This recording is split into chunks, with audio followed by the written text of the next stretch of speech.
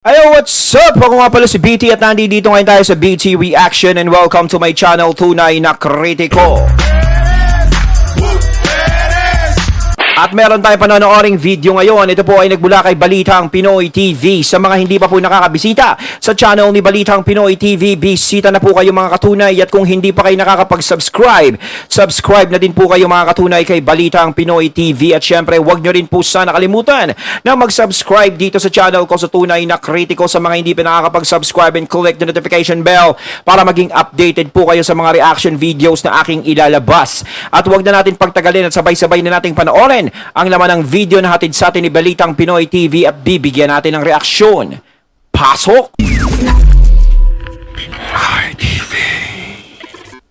Magandang araw sa atin lahat mga kababayan. Ayun, syempre bago natin simulan ng video ito at bigyan ng reaksyon, nais ko nga pala magbigay ng credits dito sa boses na madidinig natin ngayon. Si Sir Badong Aratoles. Panig kayo ng daigdig, naroon dito na naman tayo sa another episode ng ating vlogs. Pag-uusapan natin ngayon, ito po, no, nagpahayag na po na magkasalungat. Ito ng pahayag, ito pong si BP Sara Duterte at saka ito pong si Speaker Martin, hinggil po dito sa peace talk, no, with the NDFP. Yung isa po, alam na natin na ayaw po ng BP Sara yung peace talk. Yung isa naman po, si Speaker Martin ay gustong-gusto. Ang dami po nagaganap sa Pilipinas, sari-sari tungkol doon sa peace talk, no? Parang mas gusto ko kasi, tama naman yung imbis na peace talk, no? Ganun pa rin ang nangyayari. Ang tagal lang ginagawa yung peace talk dito sa bansa natin, pero hindi pa rin nariresolba yung iringgihan ng mga kontra sa gobyerno, di ba? At ng mga pro-government. Ayan, huwag na nating anuhin yung mga salita na hindi mo. Ayan, di ba? Kaya mas maganda yung adhikain naman ni BP Sara na wag nang mag-peace talk, kundi ipakita na lang, no, sa lahat na merong gobyerno, iparamdam sa mga tao na merong gobyerno. Mas tama yung pananaw ni BP Sara doon. No, kasi kapag kaya lang naman syempre pumapasok o sumasali sila sa mga ganyan na mga hakbangin sa mga makakaliwa, is syempre hindi nila maramdaman yung gobyerno. So kapag nalaso ng isip nila ng ganto ganyan, syempre masasama na sila. Pero kung mararamdaman nila na mayroong gobyerno, wala nang dahilan para sumama sila doon. Ganyan lang yan eh. Parang ikaw, may magulang ka. May magulang ka lang pero hindi pinaparamdam sa'yo ng mga magulang mo na nandiyadyaan sila para sa'yo. So kapag ikaw is magkaroon ka ng mga barkada, maaaring maimpluwensyahan ka kung mapunta ka sa masasamang barkada. Di ba mapupunta ka ron? Kasi hindi naman ako pinapansin ng mga magulang ko, wala namang pakialam sa akin yung mga yan eh. Mapapariwara na yung buhay mo. Pero kung bilang isang magulang, is iparamdam mo sa mga anak mo na nandiyadyaan ka sa tabi nila, na nakaguide ka, ipinapakita mo sa kanila, ang tama at mali, ganto, ganyan, ganyan. Pinaparamdam mo sa kanila yung pagmamahal mo. Sa tingin nyo ba, magiging rebelde sila paglaki nila? Magiging pasaway, magiging masamang anak sila o mapariwara ang buhay nila kung sakaling nararamdaman nila na mayroong magulang na nasa tabi nila at pinaparamdam yung pagmamahal sa kanila. Di ba hindi? Oh, ganun yan. Yun yung gustong mangyari ni BP Sara. Yung iparamdam na lang doon sa mga tao na yun para hindi maimpluwensyahan yung isip mo, hindi ka maguluhan. No, maramdaman mo na merong gobyernong handang umakay sa iyo. Pumpatayan, pinakamatindi po yung pagbomba. Pero napupuna ko parang meron pong gusto po nilang wag pansinin yung natin, yung wala lang, baliwalain yun, no? Yun yung right term. Bakit parang binabaliwala natin? Bakit parang ang lahat po nakapokus pa rin sa pag-atake sa mga Duterte? Yan po mga pag-uusapan natin, pero bago yan, kung bago ka pa lang dito sa ating channel, mag-subscribe ka na. Ayun, dahil ito lang ang tayong channel na may kinikilingan, may pinapanigan, una sa balita, huli sa impormasyon. Huli sa impormasyon. Kaya ano pang hinihintay nyo? Pindot na, okay? Pindot na. Mamaya na ako manunood sa Congress. Kinakailangan muna nating mairaos to. Congratulations po muna si former Senator Laila De Lima. Ngayon pong araw na to ay dinesignate po siya as the new Liberal Party spokesperson. Congratulations po, dating Senador De Lima. Intindi, no? Sa madaling salita, ganap na, meron ng titulo yung kanyang pagiging attack dog. Attack dog hindi po sa Marcos, attack dog po laban sa mga Duterte. Kitang-kita na po natin mula po sa mga pronouncement. Nagkatotoo, ang galing talaga, no? Bibilib ka talaga kay Pangulong Duterte. Paano niya naiisip yung future? ang galing talaga ni Pangulong Duterte nang sinabi niya. Hindi pa ako makapaniwala nung ano ba ito naman sinasabi ni Tatay Digong nung sinabi niya po na parang wala nang bumabatikos. Hindi po maganda sa demokrasya yung wala na pong nagde-dissent, no? Nagpapahayag ng dissent. Hindi pa po ganito ka-active ang mga Liberal Party, ang mga kakamping at dilawan sa pagsuporta dito kay Speaker Martin. Opo, hindi po kayo nagkamali ng sinabi. Si Speaker Martin po ang sinabi ko, hindi po si Pangulong Marcos. Mukhang si Speaker Martin yung siya po ang mukha ngayon ng gobyerno Hindi na po, wala siyempre, mauunawaan natin. Mamaya na natin ibabalita yung gabi para naman may konting yung susuriin po rin natin yan. Okay. So, sa makatuwid mga kapatid, ang nagaganap po ngayon, Duterte, kalaban na lang. Mamamaya na lang po ang kakampi ng mga Duterte. Tapos, eto pong sa Mindanao, Parang mangyayari ito sa susunod na eleksyon, hindi kaya maging independent na si BP Sara nito. Tingin nyo mga katunay. No? Pero alam nyo, mas malakas pa rin ang boses ng taong bayan. No? Kapag ang taong bayan na nagluklok sa'yo, no? Kapag taong bayan ang sumigaw sa kung sino ang gusto nila, hindi pa pwedeng maano yan. Hindi pa pwedeng mabali yan. Diba? Kasi yung mga politiko naman, lahat naman taong bayan na nagluluklok dyan. Hindi naman nila pwedeng iluklok yung mga sarili nila basta-basta dyan. Diba? Yung mga taong bayan na nagdidesisyon. Kaya dapat yung mga taong bayan ang makita sa'yo is yung maganda. Yung talagang nagtatrabaho ka. Yung talagang meron kang pagmamahal sa taong bayan. Yung may pakialam ka talaga sa kanila. Hindi yung may pakialam ka lang sa kalaban mo sa politika. Parang hirap kasi yun. Yun lang yung pinapakailaman mo sa araw-araw, no? Sa MSU, dito po ako takantaka sa mga media. Pati po media no? Siguro ito po yung tinatawag natin na talagang yung bias na media na lahat dito kasi alam po ninyo yung mga nagwawala lang, yung mga road rage, yung mga nagkasalang ng bala, nagkasalang ng baril. Ilang araw natin tinatalakay, no?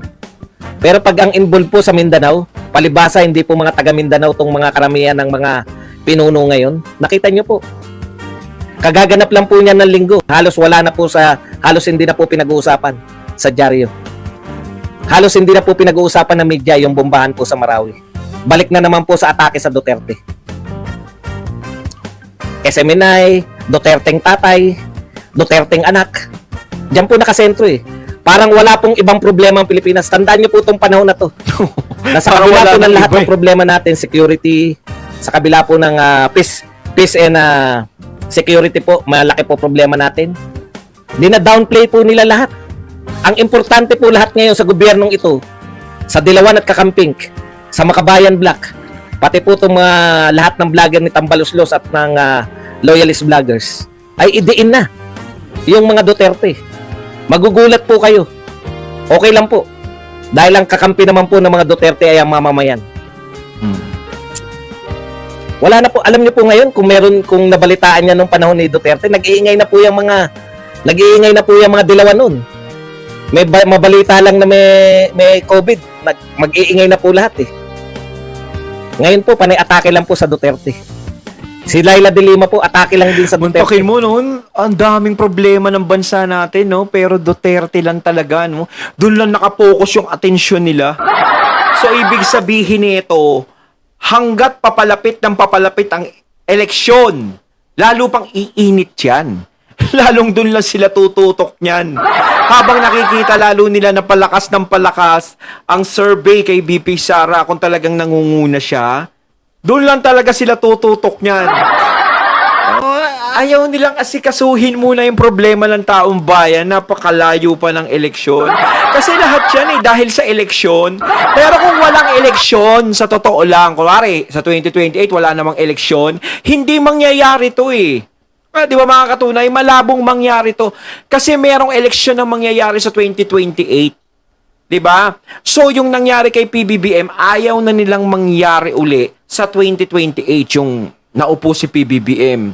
'Di ba? Kahit na kumontra kasi sila huli na 'Di ba? Parang ganto. Pero eto kay BP Sara is habang maaga pa, gawa na natin ng paraan baka ano pa natin, matahipan natin to. No, pero sana naman, no, yung taong bayan muna ang pansinin nyo. Di ba? Mas kailangan nila yung tulong ninyo. Wala naman silang pakialam sa mga ganyan eh. No, ang importante dyan is yung iparamdam nyo sa kanila na nandiyan kayo. Kaya dumadami tuloy yung mga napupunta sa kaliwa dahil sa ginagawa nyong yan. Si VP Sara, gusto niya magkasundo lahat. Gusto niya wala nang maging rebelde. Gusto niya ganto, ganyan. Iparamdam ang gubi. Kayo naman, hindi niyo naman gusto iparamdam. Pinaparamdam nyo yung gusto namin matalo ang mga Duterte. Gusto namin mawala ang mga... Ganun eh.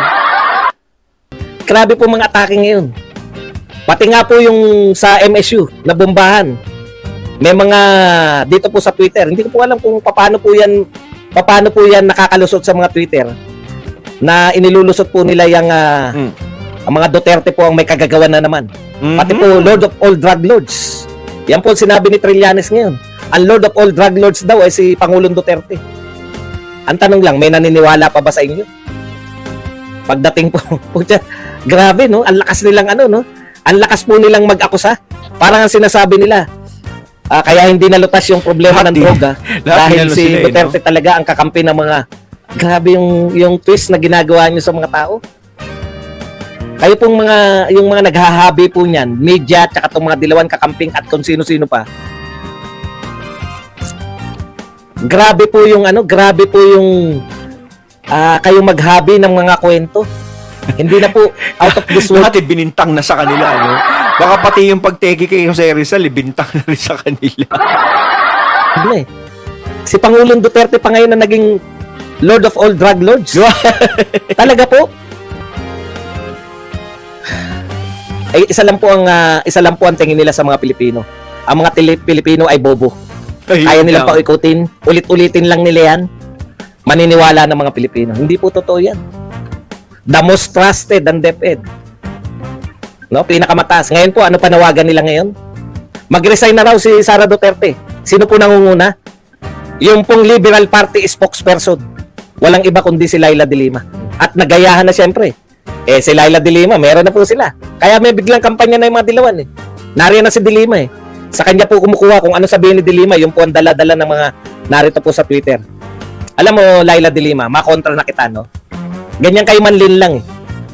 Pinauunawa ko po sa inyo na si VP Sara Duterte, hindi lang po Vice President, hindi lang po siya DepEd Secretary. Siya po ay Vice Chairman, Co-Vice Chairman ng NTF-ELCAC. Yung sinasabi mo na hindi peace talk is not within the core competence of her portfolio, kalokohan po yan. Kasama po yung peace talk sa kapangyarihan ng NTF-ELCAC. Kasi po, ang kahulugan po ng NTF-ELCAC ay National Task Force to End Local Communist Armed Conflict. Siguro naman, wala na pong mas malinaw. Vice Chairman po, huwag niyo pong linlangin yung mga tao. Yung problema natin sa insurgency. Bakit po kinakailangan pa nating makipagpisto kung wala naman na...